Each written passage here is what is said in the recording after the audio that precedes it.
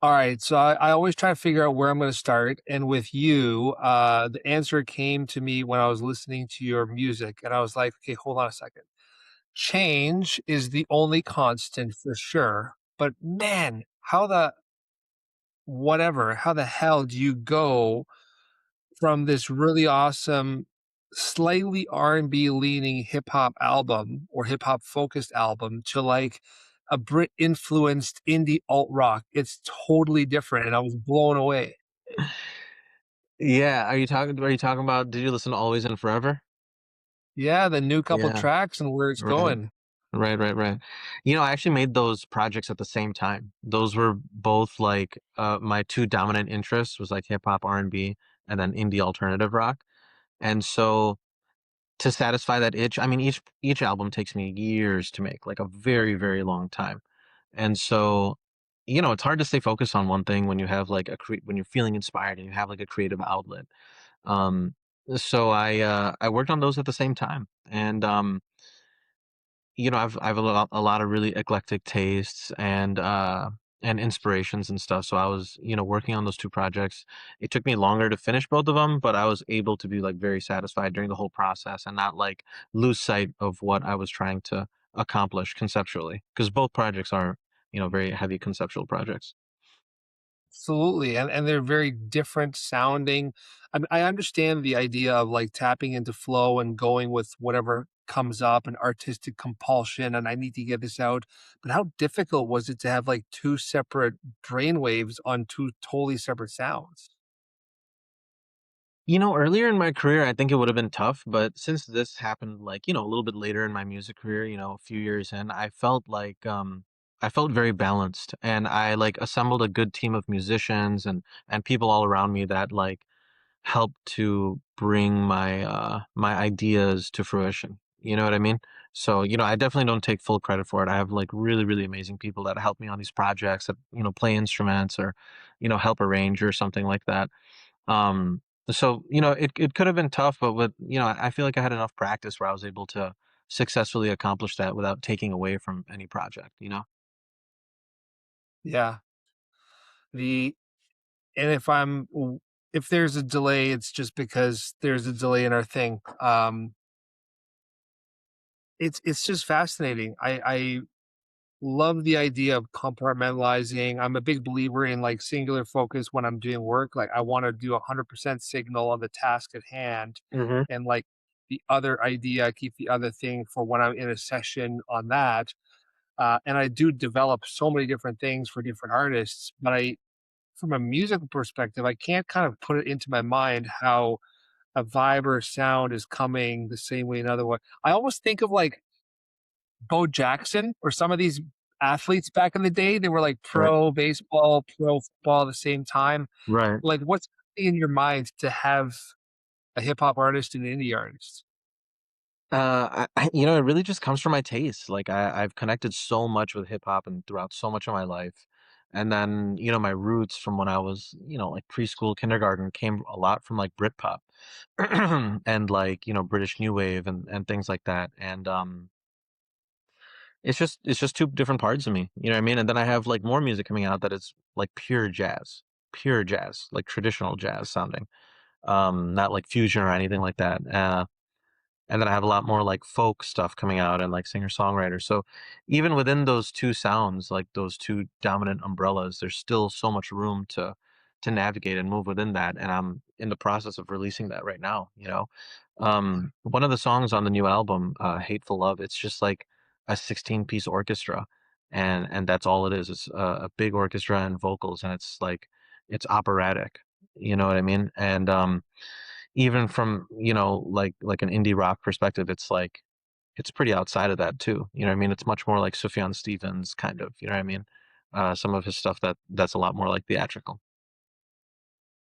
So I was gonna go somewhere with this point, and I want to ask you, like, I have a feeling I know what you're gonna say, that you don't necessarily care, but, like, how do you do the marketing and attract the fans around this when someone comes in, let's say they discover you through Zenith, and they're like, "This is sick, I can't wait for more drops," and then all of a sudden it's Brit rock. What's going on in your head when you're talking about marketing and promoting the tunes? Yeah, that's true. It's actually been one of the biggest speed bumps, you know what I mean, roadblocks when it comes to my artist growth. It probably would have benefited me to do different major genres with like a different artist name, Mhm. which I flirted with the idea with. But ultimately, you know, like it's very on trend these days to be an eclectic artist and to be really diverse and stuff. You know, people listen to so many different types of music, especially with streaming being so dominant, you know, in the zeitgeist for the last like decade or more. People have access to like everything, and so people are becoming fans of, you know, music that they wouldn't traditionally be into, and like very very diverse genres. So I feel like what I'm doing, what I'm making is kind of a response to that. When it comes song to song, project to project, it might be more hard, but in or it might be harder, but in the long run, I think that building as an artist, and when people look at you as an artist as a whole, it actually helps you. Um, because you can attract so many different fans, and there's kind of always something for somebody. Well, I mean, plus you're staying true to your artistic integrity, which is that this is what I feel like I want to work on and what I need to get out. So it's less about the marketing and more about the creation. I was just curious if that was a consideration for you, or if you even had like some tips, tricks, or strategy around going from rap to rock within a 2 album cycle. Right. So so me being a career marketer too, like so I run my own like marketing agency for musicians, creatives, even like, you know, like corporate businesses and things like that. So I do marketing for a lot of artists, and we run into this issue. But the solution is to bunch your like songs and like projects together when you're marketing it, and like create funnels for those people, Hmm. and then you can kind of have your audience segmented, you know what I mean? So segmentation is important, and then choosing when to expose certain segments to other things that are outside of what their like realm is. um it helps a lot. It helps a lot, but you need a very robust marketing team for that, you know what I mean? Yeah. So Not necessarily like as much as you can definitely do it on a budget, but to do it right, I mean, it does take more resources. let's go into your music and your journey because I know that you've been doing music forever, and that the note said that old Gateway 97 computer with a tiny microphone. You're Right, self-taught. right. There seems to be like heavy emphasis on piano in a lot of your songs. Like, did you learn on the piano and translate or graduate from there? And what was Um, the age? so I never learned piano. I never really learned any music formally except violin, which I played throughout like grade school in orchestras and stuff like that. I wasn't really good, but like it kind of instilled in me like a love for music, and also like what music could be, and how music works. And then I kind of had to unlearn all of that when I started my foray into like solo music career, you know, or at least like just like being self-taught. So I actually don't really know piano at a very advanced level, very very basic level. And I've written some songs on piano. So for example, Always and Forever, I wrote that on piano. And then I had like my actual keys player play it on the Yamaha CP80. Um, so piano, I just really love the sound of piano and like the timbre of it, and what it does for music. So I incorporate it a lot in like my productions. I really like handcraft, and like am meticulous with the way I approach my productions, and how I arrange things, where I want things to sit in the mix, certain instruments that I want layering each other, and things like that. And I use keys a lot, whether it's grand piano, E piano, a lot of like Rhodes, whirly sound, tons of pads and synths and things like that. So keys are a big part, but I'm not like the proficient player of it. I'm much more a guitarist, vocalist. So where did you start? Like, what was the first instrument? And also, what was the aha moment? Some people have it in the back of their parents' car with, something on the radio. Some people have the vinyl experience. What was it for you that you realized I'm an artist? Hmm. That's a good one. I mean, I feel like there's a few moments, you know, that I've had that were like that. You know, a popular one that I've discussed a lot is like I think I was in like preschool, and I was so obsessed with the song "Don't Let Me Down" by the Beatles, and so I, you know, I remember singing that really loudly, and like always singing it to my teacher and stuff like that, and my teacher was like, "Wow, he really seems to have like a knack for music." And so even though I was like 4 or 5 years old, hearing that, getting that encouragement, seeing how like that song made me feel, I was like, "Wow, this is what I really want to do like for the rest of my life. Like when I get older, I think there's something in this for me." And then fast forward to, 5th, 6th, 7th grade when I'm playing in orchestras. I'm definitely like a class clown, not one of the better players in the orchestra, but and it would be because I'd be like experimenting with my instrument a lot. I'd be playing it like a guitar. I'd be playing with the bow upside down. I'd be trying to make my own harmonies during our rehearsals instead of what's on the sheet music because I had like an idea that this note would sound really cool here, or like shortening this part, or this and that. So and when you're playing in an orchestra, you have to work as a unit. You know what I mean? You can't be sort of like doing your own arrangements on the fly. So, that was another time because I did end up coming up with some cool harmonies to the classical music we were playing, and then I was like, holy shit, like, I think my ear is really good, and I think that I can write and arrange and harmonize my own stuff. And then when I finally wrote a song, uh, probably the first time that I wrote something that brought me to tears, that was the other one where that was probably like the third, moment as like an adult, as a young adult, where I was like, wow, like this is incredible. I hope this is not the only time that I can do this. I think I have it in me to do this a lot more. And then that's Mhm. where I was kind of off to the races. So moved by your own music so much that you're brought to tears, and that feeling is like, "Wow, this is inspiring me to do that more." Completely. Music, you said, is a place where you process life. Is it because I mean, I know that there's so much to unpack with that statement and life, how it is now and whatnot. But was there stuff in your youth that happened or that you brought with you that music allowed you to then start to process and start to release and start to heal? Or was your upbringing really good? I mean, tell me a bit about little you. My upbringing was really good. My parents were together. I have siblings that are a lot older than me. So that already is kind of a weird dynamic because, when your siblings are close to a decade or about a decade older than you, in some ways you kind of grow up as like an only child. Because you don't really have siblings, you have like kind of pseudo parents. So that was really difficult for me, but it actually allowed me to mature a lot quicker in certain ways. And then also in certain ways, it kind of caused like an arrested development. Um, but overall, my youth was really good. There were some traumatic things that happened. Um, just in terms of like moving and bullying or being a bully and trying to understand who I am, the guilt of not wanting to upset, God, and wanting to do the right thing ethically, morally, religiously.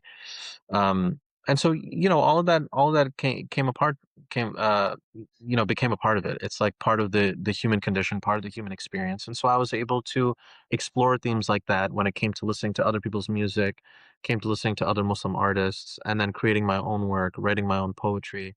Um, being moved by my own work and then seeing how it has moved other people when they like understand my work. So I feel like it's all just part of being a human and part of being like a musician. You know what I mean? But there wasn't like a specific point where music became a release or outlet for some of those things for you. No, I don't think there was like a certain point, it happens over the span of like a decade or two, it like slowly morphs into that and it becomes more and more. And also you have highs and lows, right? There's certain times where you might feel like, wow, I'm speaking through music. It's completely there for me. And then there's other times where you feel very, uninspired and it's not providing you with what you need. You know what I mean? Like music means a lot to me, but it's not like my whole life. You know what I mean? Like it's not it's not my whole life as in like I'm not dependent on it to survive. Right? Like I have enough fortitude and resilience where I can get by on my own with with my relationship with God. Uh but music makes things a lot easier. It comes very natural to me. Um and it's just a great outlet. You know what I mean? Some people work out, some people box, some people go racing, some people have very like damaging coping mechanisms. For me, it's like to create beautiful art, not just for myself, but also stuff that connects with other people. So one way that I'm able to cope with things is by helping other people. So when I was in college, I majored in psychology and sociocultural anthropology, and then I worked in nonprofits for years. And you know, I've struggled with like depression and like existential, dread and questions and things like that for many years. And so, a big relief for me with those feelings was serving other people and making other people's lives better, because it made me feel like I'm not just living for myself. Like, I see there's a lot of bad things happening in the world. The least I can do is like help my community, uplift people, feed people, raise money for good causes, things like that. So music is just one part big, um, of a very big, like, Umraan Syed footprint. Yeah.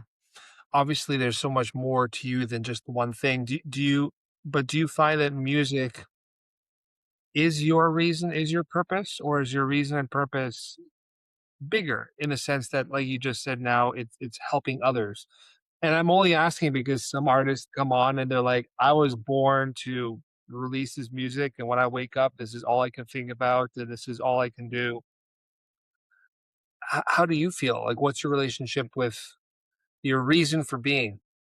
I'm not trying to diminish my music, you know what I mean, or my art or other people's art or anything like that, but, my purpose is way bigger than just music. My purpose is to serve the Lord, to do righteous acts, to make society a better place. Ultimately, my purpose is to make the world a better place in service of God, in service of people. Music is one of many ways that I can do that, and I do wake up, wanting to make great music and listening to good music and wanting to have people feel understood through my lyrics, through my music, giving a voice to the voiceless. A lot of times in my music, I'll incorporate other people's stories and things that I found very moving in the hopes of connecting with other people. You know what I mean? First, primarily connecting with wanting it to connect with me, moving me, making me feel like accepted and warm.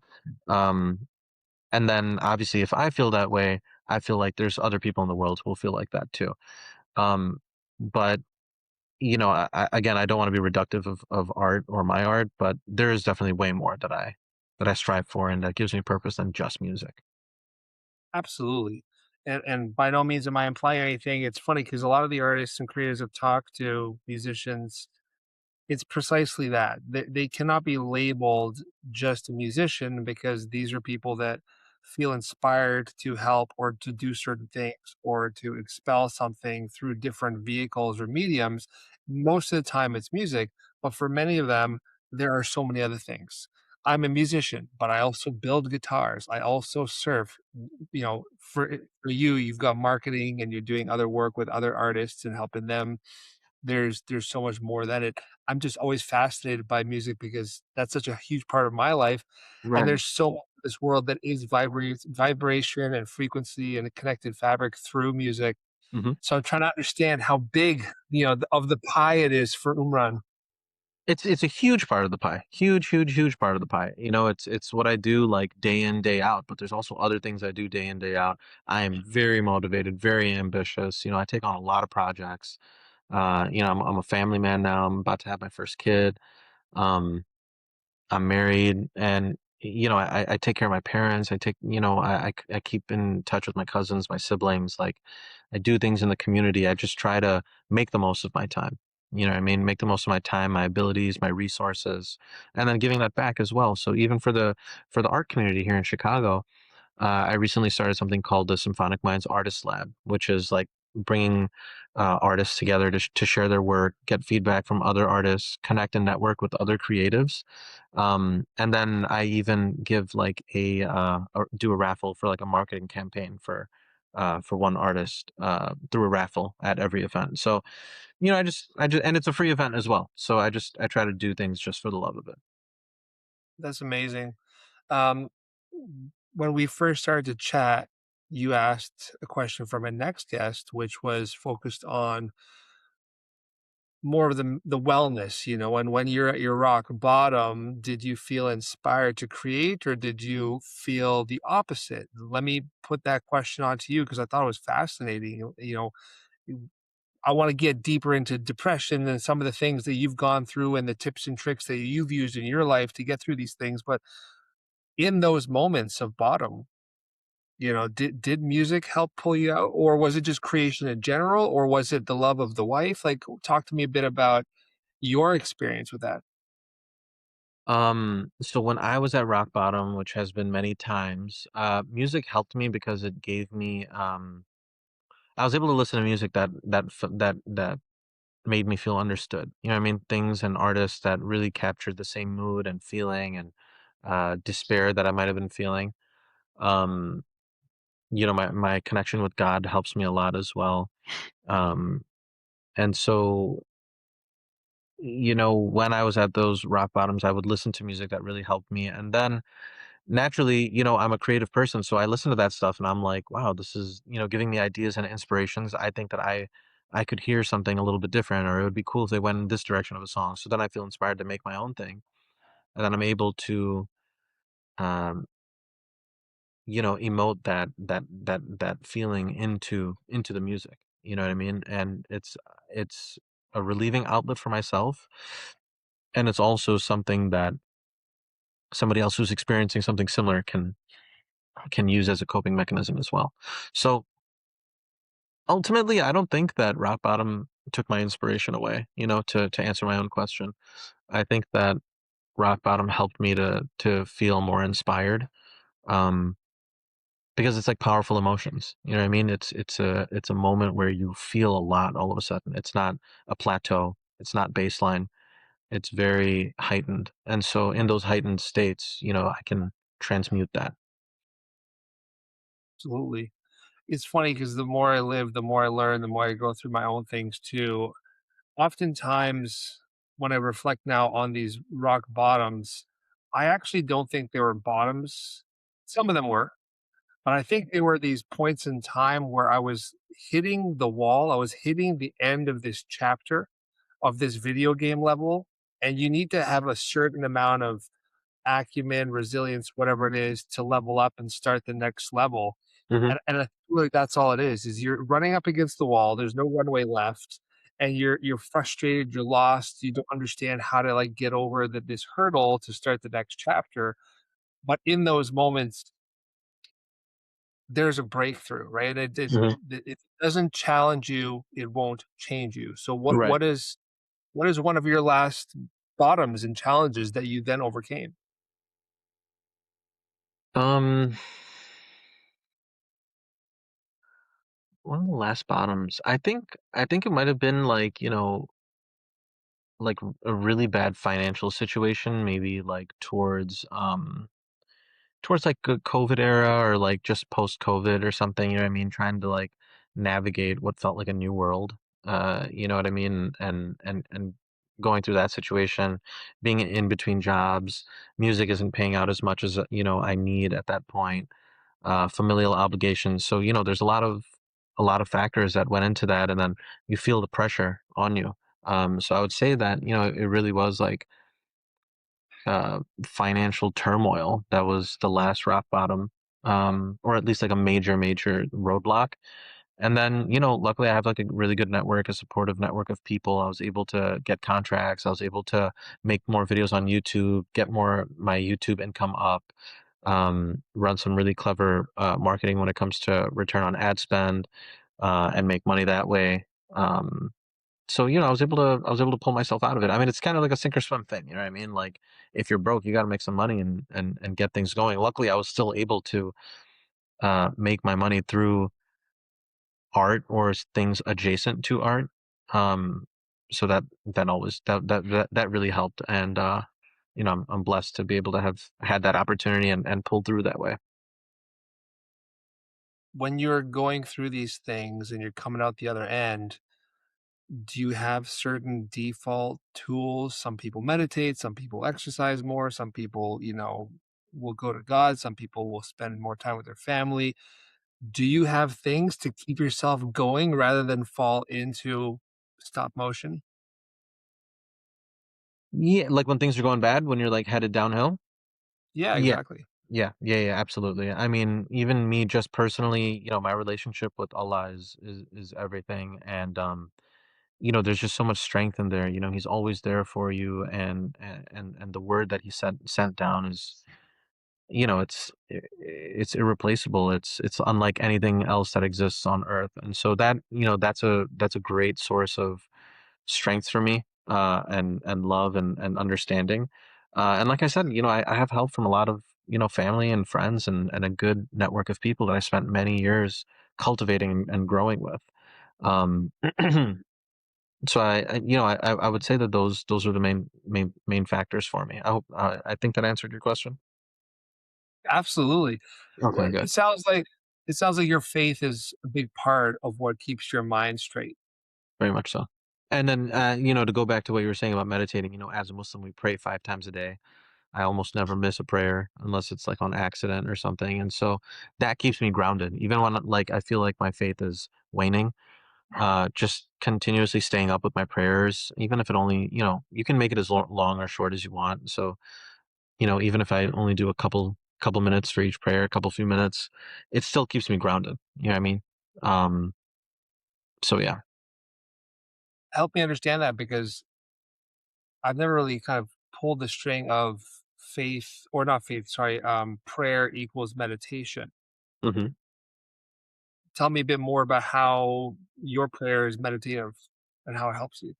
So what it means for us to pray is like you pause, right? You put everything on pause for your day, and you just connect with your creator. You know what I mean? There's a series of prayers, of surahs, as we call it, and duas, and different types of like, I'm not gonna say mantra, but it's like Arabic recitation that you say, and all of it has a very like deep meaning and purpose to it. And so when you try to focus on the words and what you're saying as you're doing your prayer, it's very relieving. I mean, we as people, we carry so much burden on us, and if you really have true unwavering trust in your Lord, then you're able to just rely on him. You're able to rely on him and put all of the baggage in his hands. Be like, oh God, you're the only one that can provide for me. If you will something to be, it will be. So please, what I mean, help me through this. And so I think it's really important to have like a conversation with God the same way you would like a friend, like as if he's right in front of you, because he is closer to you than anybody or anything else, right? As close as your jugular vein. So, Yeah.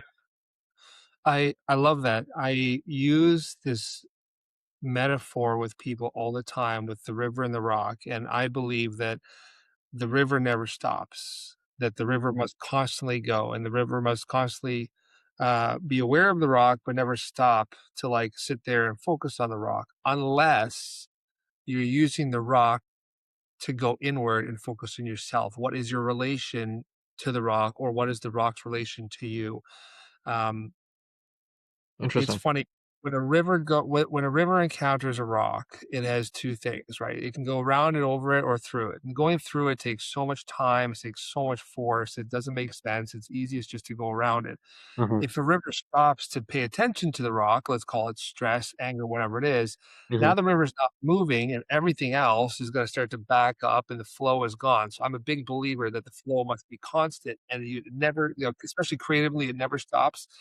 But to your point, you have to take that time to pause, to consider yourself, to connect with any whatever you believe in, whatever God you believe in. Some people think God is inwards, which is kind of the same principle as you're saying that to pause life, be quiet, start to reflect, which is something you'll probably have to do a lot more with your kid coming.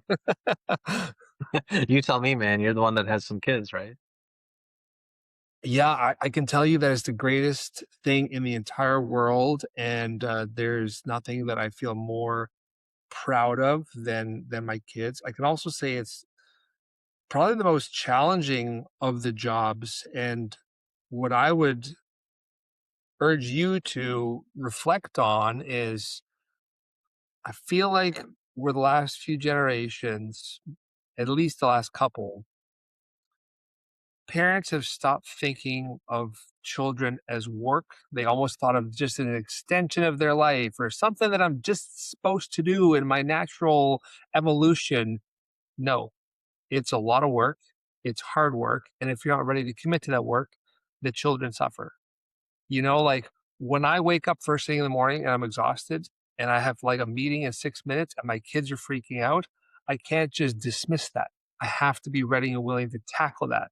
If I've spent a whole day, like, burning through podcasts and emails and I'm exhausted and I just want to get to bed and my kids are freaking out, I have to be calm. I have to control my energy, and I have to go into that situation saying, "Okay, what's going on? How Mhm. can we better this situation? How can we use, what's the learning lesson here?" So that's the hardest part is like finding the deep reserves of energy and patience to actually teach them, because Right. most people do, I think. That sounds kinda like a marriage too. You gotta find those deep reserves of patience. 100%. You know what's funny is I'm happy you brought that up because I love the fact that your wife is in a bunch of the interviews and podcast appearances that you have, and you guys seem to be a really close team.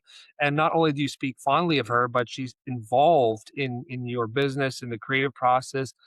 How did that even happen? Did you guys were you already working together and then fell in love, or did you fall in love and then she said, "I'm going to help you"? We kinda just, like, met casually, and then, she kinda became, like, a fan of my music. She thought it was cool. She liked some songs, and then she saw that I was very ambitious about it, working on it, working on it, working on it. And, she, like, admired the drive and the ambition and the creativity, and so she became interested in it. Um And she always had, like, a knack for creativity, but not, like, in music, so she kind of found more of her calling when it came to doing, like, my creative direction, videography, photography, editing, and, um, elements of production and things like that, yeah, and then we really fell in love, and then, I mean, it was very natural. It was very natural for her to just, like, kind of jump into it and blend into it. Um, there's just been so much, like, it's just, like, so tumultuous, you know what I mean? The life of a creative, you know what I mean? And, like, we've gone through so much of, like, setbacks and trying to get projects to go through and this and that, and, like, having been able to, um, succeed and, like, persevere through that has brought us closer together as, as husband and wife, but also as, like, co-collaborators and stuff. So again, these things just kind of naturally come about, you know what I mean? I'm a very big believer that, like, when I'm going through life and things are happening to me and and and situations are kind of opening up themselves, and, like, you know like, I try not to give resistance to that. Like, if it's going in a direction and it doesn't inherently seem like a bad direction, I'll be like, okay, this is interesting. Let's see where this goes, how this happens. Like, I try to be very open minded. And, as you go through life, there's situations and things that come up where they just present themselves. And so I'm a very big believer on, like, um, trying to capitalize on those and understand what it is, and use it to the best of its ability. You know what I mean? Not taking it for granted, but also not neglecting it. Yeah. So now you're gonna throw a baby in the mix, and you're gonna have even more work going on, and you're gonna have even more Yeah. sources of inspiration for creativity. Do you have any fears about how maybe you as an artist will change or anything like that? I just wrote my first song for my girl, that was based on her 2 days ago. So I'm having a daughter, and we're just about to start our 3rd trimester in a few days. So we're about 3-ish months out, 3.5 months out. Um, so I wrote that song for the first time, about her 2 days ago. It's a really beautiful song, very mid-60s sounding. Um I just love the song. I'm sorry, that's all I could think of as soon as you said that. What was the other part of the question? That's okay, that's okay. So clearly you're not worried about alienating hip hop fans. You're just gonna make whatever art you want. I'm making whatever art I want. I'm also working on this incredible song. Actually, it's like a B-side from Zenith, that I never, like, fully finished, but it's basically like gospel hip hop. And I'm working on getting this gospel choir on it. It's got, like, a jazz band on it. It is just such a stunningly beautiful song, but it's very, very poetic, a lot of, like, spoken word type of stuff, more like jazz rap. Um, and then I have some other songs that are like very like mixtape driven, where they're just like progressive rock samples that I've taken and then like created like really fat beats out of it, and I'm just gonna be like spitting on that. And so I have so much music in the works, and I just moved a couple weeks ago, so I have this new house that I'm in, and I'm actually working on building the studio right now. So that's what I was doing before we had this podcast, and so yeah, man. Things are in the works. I mean, I actually haven't even released half of all the music that I have in the vault. So I'm currently just working through getting it all finished, and I have about like 4 albums out, or about to release my fourth album. So I have like another 4 or 5 albums that are like in the works that have like a lot of songs, and they're very developed, you know what I mean? Like full ideas, full productions. It's just like missing lyrics, some tracking and mixing. So a lot of it is like half done. So yeah, I'm a little bit tentative to see, how things go once my girl is born, and how parenting goes. Um, but I'm not slowing down. I'm not slowing down at all. Yeah, it's funny, like, the amount of people that I've talked to that have said, I'm worried about this, we have to do it this way, everything has to be done. First of all, there's no right or wrong way. It's gonna be whatever is best for you and your wife in your situation, in your life. And Hmm. always remember that people have given birth for thousands of years, and there are still people currently giving birth, like, literally in ditches and fields, like, around the Hmm. world, and, Yep. while maybe not every one of those babies survives, a lot of them do. So, you'll be okay. Just focus on Yeah, your sleep exactly. Exactly. communication. Exactly. I mean, that's what it really comes down to, especially the first 2 months. I actually feel like it's going to be my responsibility to take care of mom too. You know what I mean? Like making sure she's being able to sleep properly, her nutrition is up. You know what I mean? She's doing the things she needs to do physically. Yeah. Who knows how postpartum is going to be. So, there's a lot of stuff that's going to happen. I'm getting a little bit older now, I just got past my 20s. So, um, I feel like I've lived a good amount of life and experienced a lot of things, raised a lot of nieces and nephews. I feel like I'm ready for parenthood as much as can be. Obviously there's tons of stuff that happens that you cannot anticipate or anything like that. But as much as I can, I feel like I'm trying to prepare and have a very open mind. I consider myself a very open minded person, so I think that um it just helps in life, and I think I'm hoping that it helps in parenthood as well. Yeah. But not only do you have an open mind and are you super creative and, you've got multiple musical projects and different communities that you're involved with and you're a husband and now you're gonna have a child. You're so driven, and that's one of the things that comes up in a lot of your material and in the conversations that I've seen online. Where does the drive come from? Has it always been there? Did it get stronger over time? Tell me a bit about the drive, the mindset that you have. My ambition has grown a lot throughout the years. I'm always extremely competitive, and so I'm competitive with myself to like extract the best of what I can from myself. But I also, I see and admire my contemporaries as well as like legends in the past, and I think like I want to compete with these people. I want to compete with the people that I think are the best in what they do, and what I'm striving for. Um, so my ambition has grown a lot. Uh, a lot of it comes from I just know that I can do it, and I really want to be moved by my own music and my own art. Growing up, when I would listen to stuff, I would always find a lot of different music, things that I love. But there's always certain elements of music that I never really heard that I always wanted to hear more of. Like for example, hip hop that had a lot of like progressive elements in it. So, like longer layered instrumentals, beat changes, and even like progressive rock style of instrumentation, over incorporated into hip hop beats, and then like getting very creative with different flows and rhythms within that. And so I didn't I heard some stuff like that. It's a little bit fringe, so I went pretty deep into that with my second album, and I tried making music that's a lot more like that. You know what I mean? Um, so that's kind of where my ambition comes from. It comes from competitiveness with myself and contemporaries, and it also comes from a disparity within. a subgenre or something niche that I haven't found, so I want to create it. Yeah. Were you born in the US or did you Yes, emigrate? I was born in the U.S. So what's your family's background? Is it Iranian? No, so my parents are from India, Hyderabad. And Love then that. yeah, and then my grandparents and great grandparents on my dad's side, one of them is from Iraq, so I'm part Iraqi, and then on my mom's side, she's is from Afghanistan, so I'm part Afghan as well. I don't know where the hell I got Iranian. Sorry about that. I don't know. Do you think that, your cultural heritage and who your parents are, what they've learned, it all enforced or created, your drive, your who you are as a human being?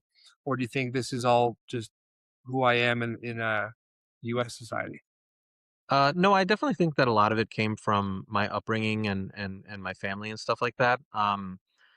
My dad loves music. He's like a huge fan of music. And ever since like the 70s, 60s, he's always really been into the Beatles and progressive rock and krautrock rock, German rock, and different things like that. Um, and then my parents both love like Indian music a lot. I got a lot of inspiration from that, from their chord progressions, their melodies, their poetry, the lyricism, the romanticism. Um, and then, I came over here, or, I grew up over here. I was very obsessed with like 60s, 70s rock, a lot of counterculture stuff, hippie culture. I was huge on that for a very, very long time. Um, and then very early in my life, even before I got into the 60s stuff, I grew up with a lot of 80s, like Depeche Mode, The Cure, U2, things like that. In the 90s, that's when I actually like was born and grew up. And so, I remember a lot of the music that was big back then. And then moving into the 2000s, like Dead Cab for Cutie, Explosions in the Sky, post rock, a lot of hip hop from like the 90s, 2000s. So, just living, growing, you know what I mean? All the melting pot of influences, Arab influences, Indian influences, North American influences, a lot of European influences. I've traveled a lot throughout my life, all throughout my college and years and throughout my 20s. Traveled a lot, met a lot of people, made a lot of music, experimented a lot. You know what I mean? I've done a lot of living, and so that pretty much like informs a lot of where I go and how things turn out. I try to Yeah, like pinpoint like, okay, this experience in my life informed this what happened, or it was this moment for me that that this was a product that came from that. But it's all very qualitative. You know what I mean? It's hard to kind of quantify like, oh, this is the exact moment where something like that happened. It's more so like it's very qualitative. It all is part of like mhm, that human experience that makes you who you are. You know what I mean? And I try to be cognizant of that and like aware and self-aware enough to where I'm able to point out, okay, these are the types of things that are inspiring me, or these are the experiences in my life that are inspiring this. But at a certain point, you don't want to just keep observing your life. You want to live your life. So I try to always strike the balance between taking time to observe my life and where I'm going and where I've been at and where I'm at. And then also just like living in the moment and moving forward with a certain code of principles and ethics, and then just working within that. You know what I mean? And then just keep moving forward. So it does go back to your river and rock, analogy. Um, and part of it goes through the rock, and part of it goes around the rock and above and below and everything. You know what I mean? It's like I try to be very multifaceted and like open. yeah, I think that's an amazing quality to have, and, before we hit record, we were talking a bit about Anthony Bourdain and our mutual respect and love for that guy.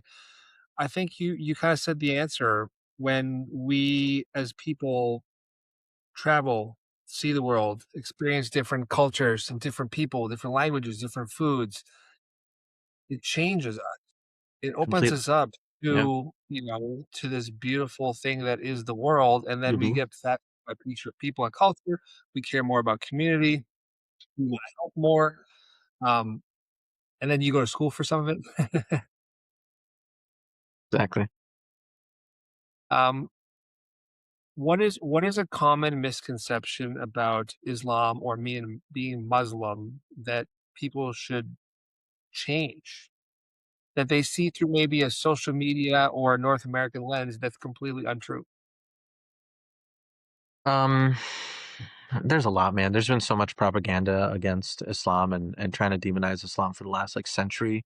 You know what I mean? Especially in the West, that it's like there's just so much there. You know what I mean? And I think that a really big thing that we as Muslims try to talk about, that still hasn't made it to everybody's ears, is the fact that like Muslims love Jesus.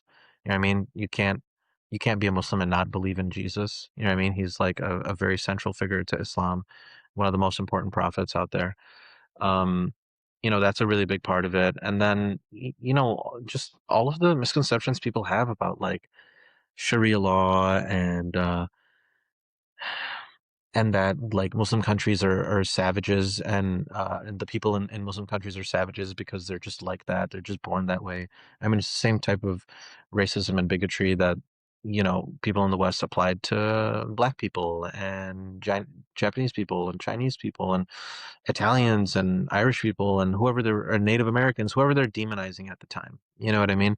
There's just so much oppression that's happened to further people's ideologies, political ideologies, and then like their aspirations to take over the world. That has greatly like marginalized huge communities in the world. Right? There's like what is it, like 1 or 2 billion Muslims in the world, and like there's people who actually think that every Muslim has a fault, has some sort of like inherent innate fault that makes them incapable of being in a society. And it's just like it's just so backwards and stupid. Because even if we want to compare it to the West, right? Even in the Middle Ages, when Muslim countries and Arab countries had like plumbing and stuff like that, Europe was dying from like plagues, because they didn't have proper sanitation. And so, the Muslims and the Arabs, they created stuff like that, which was a blueprint of how modern Western society is.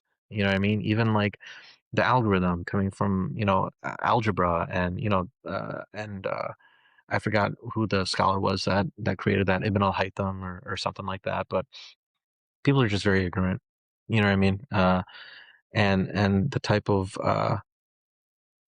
kind of like arrogance that the propaganda is trying to create, uh, for people who live here to like kind of look down upon others, and like the othering of people is bullshit. So it's not something that's exclusive to Muslims, but it's like everyone that isn't everyone that the ruling class is trying to demonize. You know what I mean?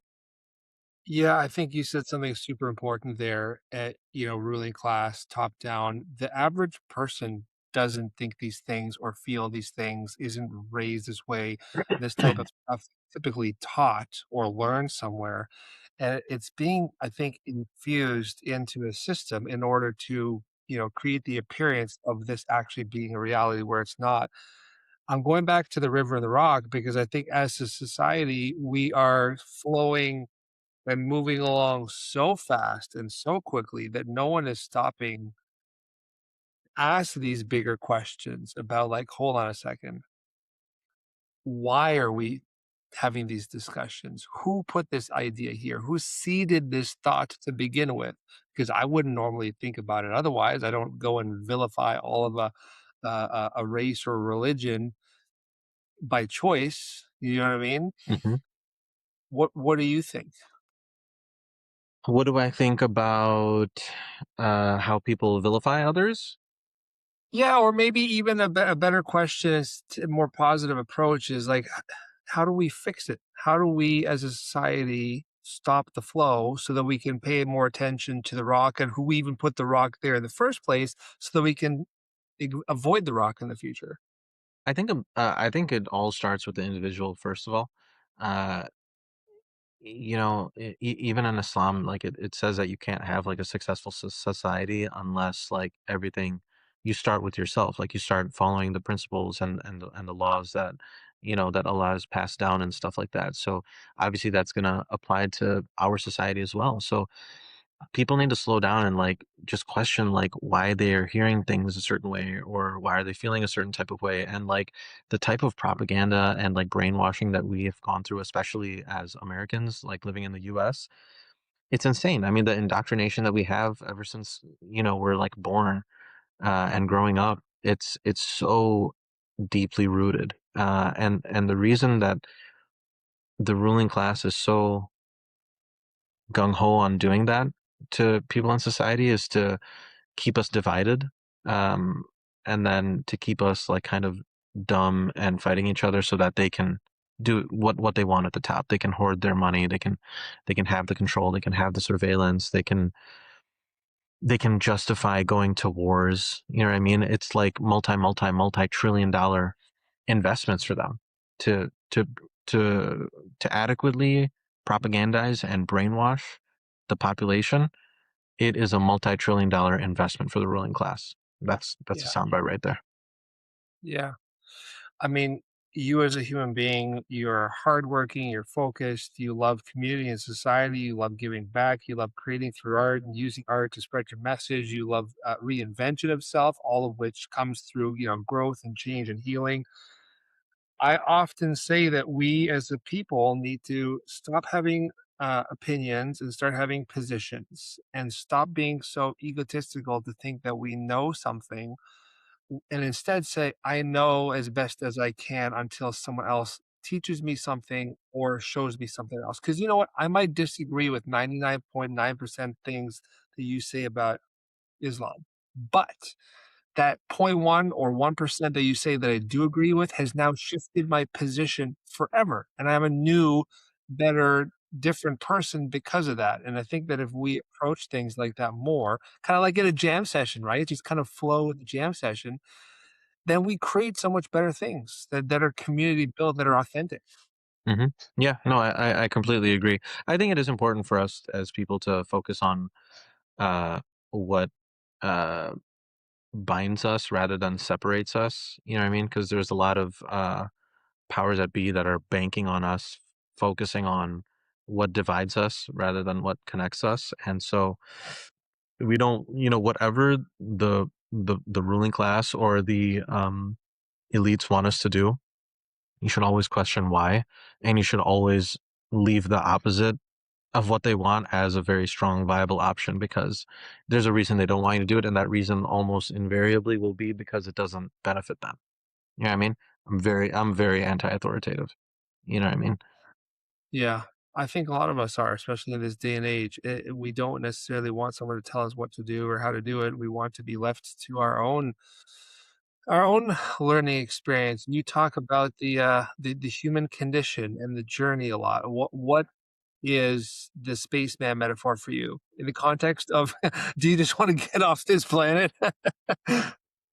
Yeah, yeah, that is kind of what it is, because he just wants to get off the planet because things are just so bad here, you know what I mean? And he wants to fix things, he wants to connect with people, he wants to have that sense of belonging, but he just can't find it, you know what I mean? It's a very me type of society. Um, the type of the overpollution, the overpopulation, uh, the inequities that come with like wealth and income, and all of those like things that ail society. And he's like, I don't have an answer for this. Like, my solution needs to be like, I just got to get out of here and find something better, like start over. You know what I mean? And so there's this place that people hear about in this like universe of Spaceman. Everybody knows about Zenith, which is like this utopia, and one day we're all going to be able to go to Zenith, and it's going to be the place where humans can thrive, and nobody is going to be harmed. And so he gets in that Civic, he slaps some rocket thrusters on it, he goes into space looking for this place, right? He looks for it for years and years and years, never finds it, and then in his darkest moment, at his rock bottom, he realizes it's within himself. It's self-actualization. You know what I mean? So he wanted to get away, but really what he had to do was dig even deeper within himself and become who he wants, and then spread that. You know what I mean? Like, there's never going to be like an easy way out, an easy solution in life. And he realizes that, and realizes that the purpose of life is to continuously strive. You know what I mean? What you strive for, it's never going to be done until you're like dead and buried. You know what I mean? Totally agree. I was gonna say, depending on where you went with the metaphor and all this stuff, that I don't take you as the type of person to not give like, to give up, to not fight for a better future and a change. I don't see a lot of us as just pull the chute and I'm out of here. I think we'll do the opposite of that, especially with a daughter coming. Exactly. Yeah. And so even with Spaceman, he wears the suit because he feels like it's his armor against, he's a very sensitive person, and he feels like it's his armor that'll keep him safe from this world. And as you see, it doesn't. I mean, he still gets his ass whooped. He still goes through a lot of issues. And then finally, when he goes into space, it's what helps to keep him safe, right? But then he ended up coming right back to where he was. And so, it is always striving. And yeah, that bring it back to my life. With a daughter on the way, you feel like you have a lot more to live for. I already feel like I have a very strong obligation, the strongest obligation to my wife, my parents, my siblings, my family, my extended family, my in-laws, my community, and it's only going to be, my ties to the community are going to grow even more with a little nugget. 100%. One of the things you and I can definitely agree on is that we've both realized that the resolve, the strength, the armor, the fortitude to forge on, it's all inside. And the deeper we get and the more we get to know ourselves or know God, as some might say, the more we realize we have all those things and that we don't need anything else other than what's already within us. And one of the things I'd love to end here because one of the things that you said, and it just happened to be the last point, was really good. Such an amazing point that I haven't even thought of before. Um, One of the biggest lessons I've learned is that healing doesn't always look dramatic. That was so cool because I've been through so much in my life, and I always felt like there was a catalysm or a bottom or something that forced change. And then the change for me was often very quick, very explosive. But Hmm. for some, it's not. So like elaborate on that and how you have that in your life. I think people are very like ceremonial, and they'll try to, we naturally try to put things in boxes, like this is the moment where this happened, or this is my era, and things like that. But like I said, healing, it just happens over time, and then all of a sudden you'll just like notice it. You know what I mean? Like, I know life is short, but in some ways life is long, and so the things that we think of as problems, like they work themselves out, and we reprioritize and we shift, and humankind is naturally going to be resilient. That's what sustained us as a species for millennia and millennia. You know what I mean? Um, so yeah, some things are dramatic, some things you can say, and I feel like some of the healing that people do, it is like self-motivated, where people manifest it by saying, this is it, this is the healing, or this is the moment that I'm having it. And you need that like resolve, right? And then part of it actually is like the chemical makeup in your brain. You know what I mean? Like, have things shifted, have things healed to that extent.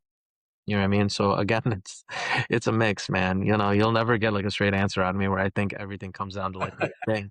It's always, I always take into consideration all of the factors and everything that's included in it, you know? Yeah. And I mean, that's the beauty of life is that just when you think you have something figured out, it doesn't apply anymore. Just when I thought that I could do this type of meditation, well, I had way too many carbs yesterday, and now I'm flooded with God knows what kind of endorphins or amino acids, and now I don't feel like this is working for me. Yeah, So exactly. shift. I really appreciate your time. It was absolutely lovely getting to know you and hearing more about what drives you and your art, and I think that you've got a lot more creation to come. Remember that with the child, the years are really fast, but the days can be extremely long. That's what I've heard, and I'm trying to come up with like techniques and things that I can do to really like ground myself. And I want to enjoy each of those days. I want those years when they go by to be like, yeah, I really lived those years, and sure they went by quick, but like I did what I wanted in those years, and I don't think that I wasted too much time. Yeah. You know, Presence is the most important thing, and I think that, you said it for you, it's prayer. For me, it's meditation or trying to just self-actualize in the moment and remember, like, dude, I call it present hindsight. I try to have present hindsight so that I can pull myself out of any situation in that time and then go back into presence, as opposed to just flowing, flowing, flowing. I heard present something hindsight. That's yesterday. awesome. I like that Yeah. present hindsight. Yeah, that's cool. I heard something yesterday that I'll share with you, but then you are gonna give us the last word and kind of sign us off with the last piece of wisdom or advice for listeners. So yesterday I heard this, which was really cool. Depression is just repression of expression. Yeah, I think that makes a lot of sense. I think that's a lot makes a lot of sense because you know, one of people's biggest desires is to be heard and known and understood. And so if you don't feel like you're connecting and you don't feel like anybody understands you and you know just really like deeply understands you, I think that that definitely can lead to a lot of depression. And then what do you need at that point? You need like a deep rest. you know um and I think that I think that when it comes to depression too, like it's good for people to have that present hindsight, like you said, and to like observe why they're feeling that way. You know what I mean? Like, why do you need a validation from other people, or why do you feel like you need something in order to feel happy again? You know what I mean? You really don't.